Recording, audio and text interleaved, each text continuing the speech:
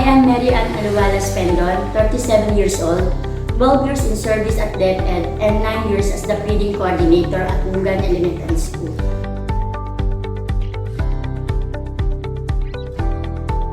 At the year 2009, my first station of teaching is at Matagbak Elementary School. After 3 years, I transferred here in Nugan Elementary School. Then I was assigned in feeding program.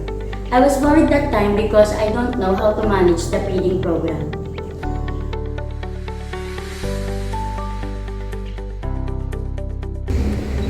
It was a big challenge for me to handle school-based feeding program because I have teaching loads and I am also a feeding coordinator.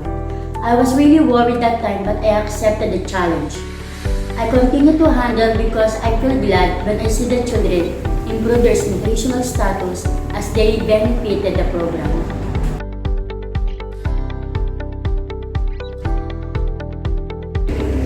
Identifying beneficiaries for school year 2020-2021 was based on the record of the previous year 2019-2020 because of the pandemic situation.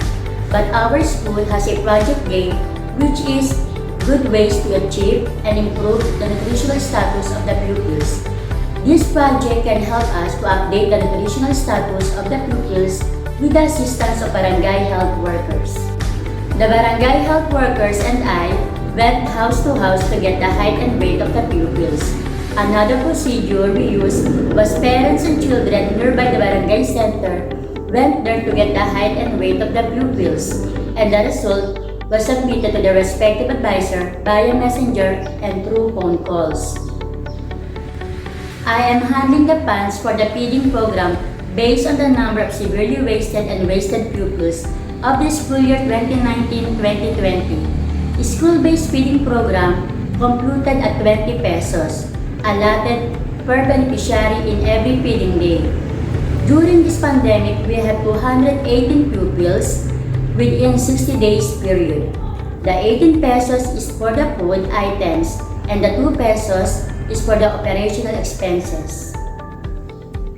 These operational expenses was related to the feeding program like transportation, office supplies, needed for the preparation of reports, payment of labor and services, purchase of dishwashing soap, PPE, face mask, alcohol, hand sanitizer, weighing scale, apron, food container, health certificate, sanitary permit, and other related expenses for feeding.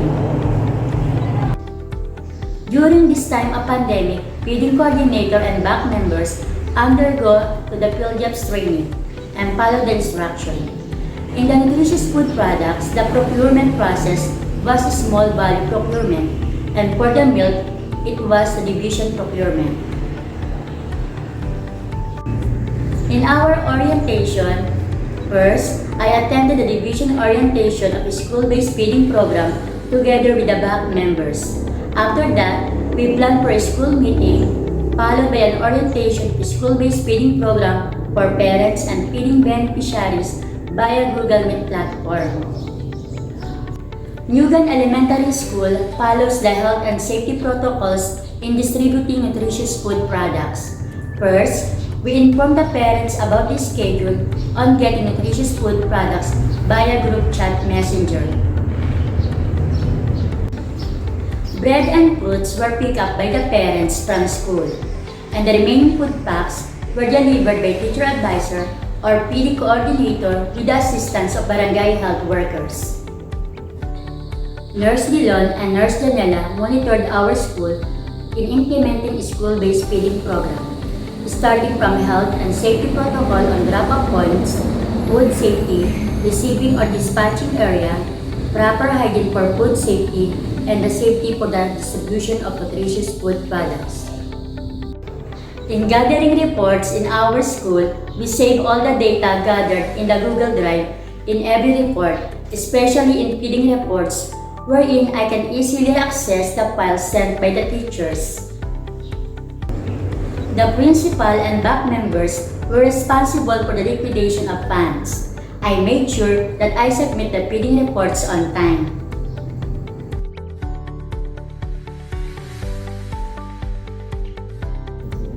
maintaining the good relationship with my SBFP partners and stakeholders through keeping a harmonious relationship with them, and open communication, especially in planning and making objectives for the projects for the feeding beneficiaries.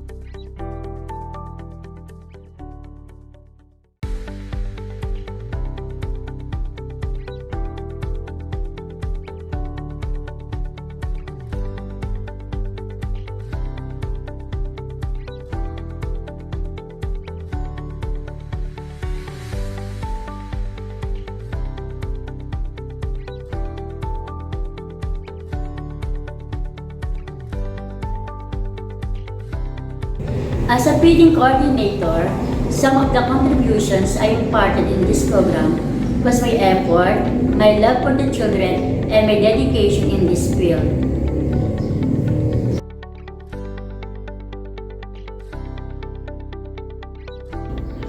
I can say that I am confident enough with the effectivity of this program because of the unity and support of my NES family, community, stakeholders, parents, and feeding beneficiaries.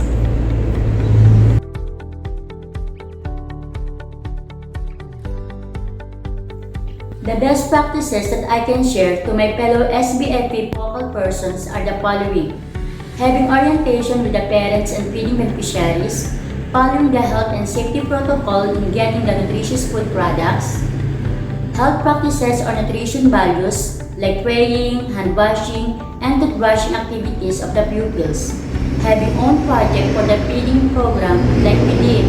We have the project game in the midst of pandemic. We made different strategies to update the nutritional status of the pupils. In our school, Gulayan sa Paaralan is very functional project and able to distribute pechay, malunggay, and other vegetables to the feeding beneficiaries. And of course, active partnership with the barangay and close coordination with stakeholders. Also, sending pictures of received food packs of the beneficiaries through group chat.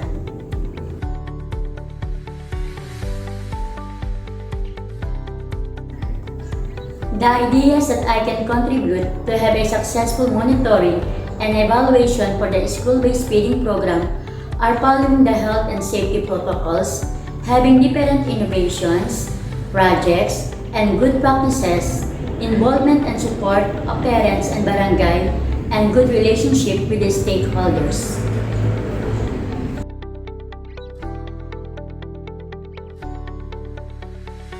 We are in the new normal situation wherein everyone is in the period of adjustment, experiences, and difficulties during this pandemic. That's why the feeding program for undernourished children is very important to address the hunger, to encourage the learners to enroll, and to develop nutritional values, and of course, to improve their academic performance.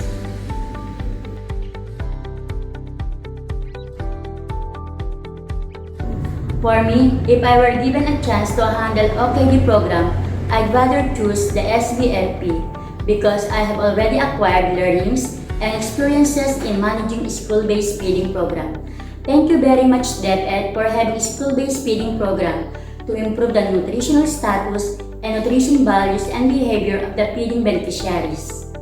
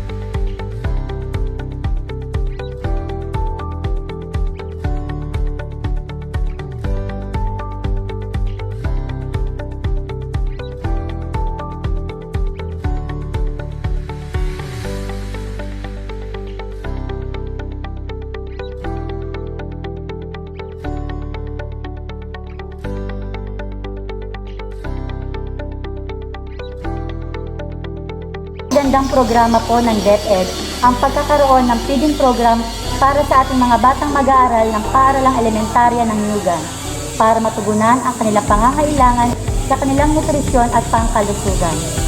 Napakapalad po ng ating mga beneficiaries na talagang apaw po ang suporta ng ating ahensya lalo na sa panahon ng pandemya.